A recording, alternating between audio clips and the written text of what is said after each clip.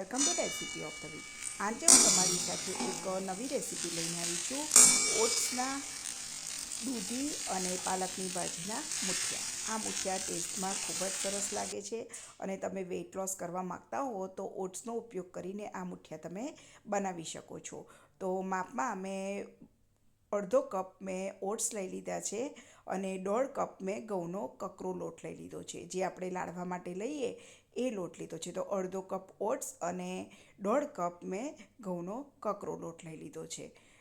હવે મેં એક નાનો ટુકડો દૂધીને છીણી અને લઈ લીધી છે અને લગભગ 250 ગ્રામ જેટલી પાલકની ભાજી મેં એકદમ બારીક કાપી ધોઈ અને લઈ લીધી છે. 1 ટેબલસ્પૂન આદું મરચાં અને લસણની પેસ્ટ લઈ લીધી છે.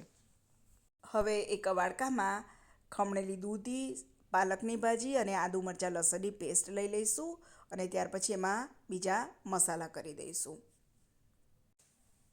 તો મસાલામાં મેં સ્વાદ પ્રમાણે મીઠું લીધું છે, ચપટી હિંગ લીધી છે, 5 ટીસ્પૂન હળદર લીધી છે, અડધી ટીસ્પૂન લાલ મરચું પાવડર લીધું છે અને 1.5 ટેબલસ્પૂન જેટલો મેં ગોળ લઈ લીધો છે.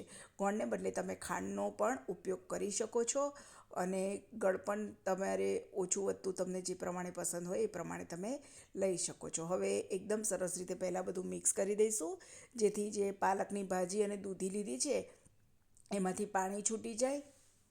અત્યારે મેં દહીંને બદલે આમાં છાશનો ઉપયોગ કર્યો છે.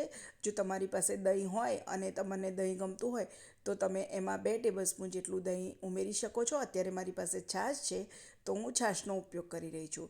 તો મેં 1 કપ જેટલી ખાટી છાશ લીધી છે. હવે એને હું સાઈડમાં મૂકી દઈશ અને આ રીતે 3 થી 4 મિનિટ માટે મેં મેથીની ભાજી અને મસાલા સાથે સરસ રીતે મસળી દીધું છે. તો તમે જોઈ શકો છો ખાસું એવું પાણી છૂટું પડ્યું છે એમાંથી. હવે ઓટ્સ અને ઘઉંનો કકરો લોટ લઈ લીધો છે અને એમાં 3 ટીસ્પૂન જેટલું તેલનું મોવણ ઉમેરી દીધું છે.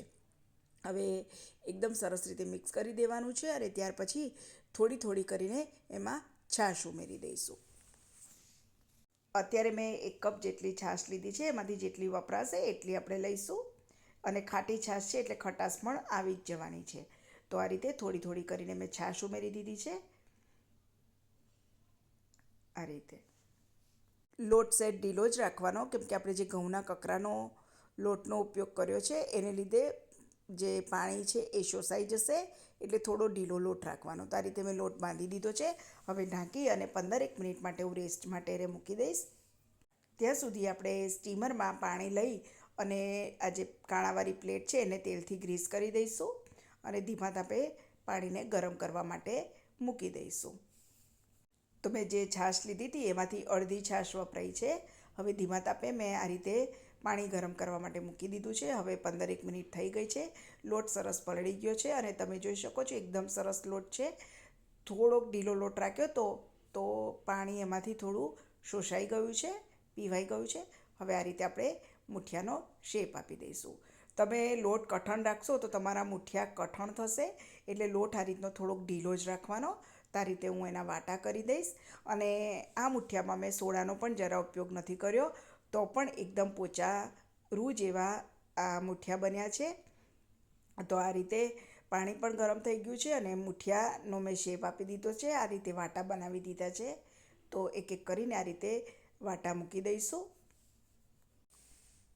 તો આ રીતે આપણે વાટા મૂકી દેવાના છે અને મીડિયમ ગેસ ઉપર એને 20 મિનિટ માટે સ્ટીમ થવા માટે મૂકી દઈશું. તો બધા વાટા મેં આ રીતે મૂકી દીધા છે. હવે ગેસની ફ્લેમ મેં મીડિયમ કરી દીધી છે અને ઢાંકણ ઢાંકી અને 20 મિનિટ માટે એને સ્ટીમ થવા માટે મૂકી દીધા છે. હવે 20 મિનિટ થઈ ગઈ છે.